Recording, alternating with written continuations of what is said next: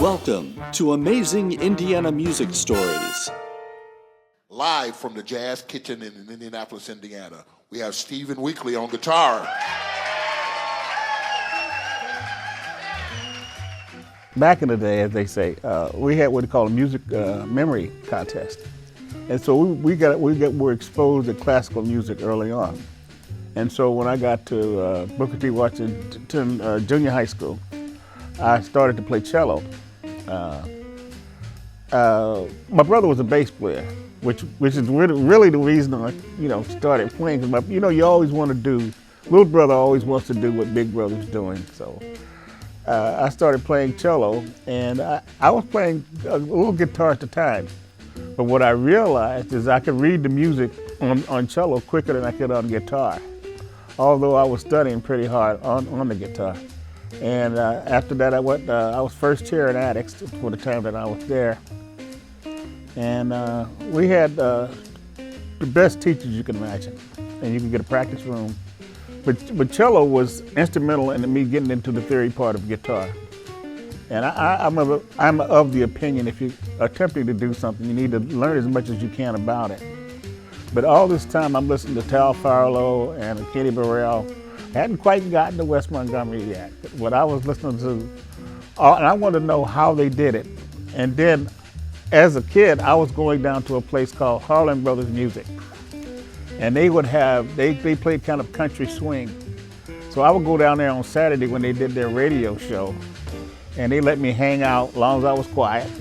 And Jay would let me play all the guitars, and I learned a lot from those guys. They were all guys that were in World War II, and they came back and they played Hawaiian music. All these were influences on me as a preteen and a teen. And when I finally got to the Avenue, nobody knew who I was, but they knew my brother. And so I was Richard Corbin's little brother for about a year. And I was playing with a group called the Girl Watchers at a place called A Place to Play. And we were playing the Players Den, the 3 C's, and all the after-hours clubs. And we're basically playing rock and roll, which is something that, I'm trying to get my foot in the door. And they're playing rock and roll, and we're playing all the tunes of the day.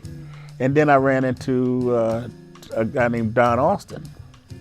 And he heard the jazz influence in my solos. And so I started playing with the Don Austin Trio.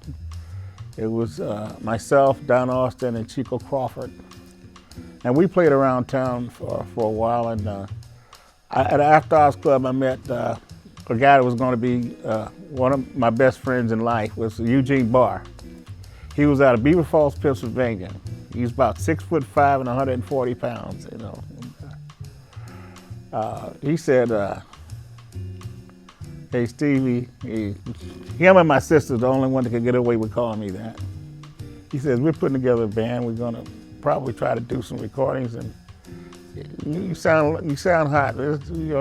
Come and go with us to see what happens. So I started playing with Bobby Watley and Eugene Barr and Jimmy Mumford. Later on, Cecil Hunt would get with us once we got to New Jersey and started to record.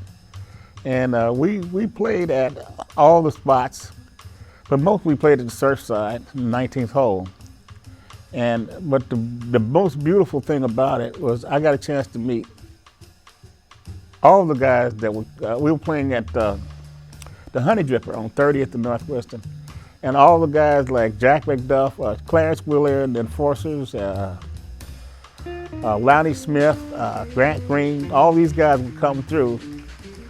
And I got a chance to hear them play them and hear them play with them and experience them and get some mentorship from them also. They were really, really generous with their time. And from that, in between that, we went to Newark, New Jersey, Van Gelder Studios up there, and we did, it was like being in church because all the famous people had recorded there. And that's where we did the first album, Super Funk.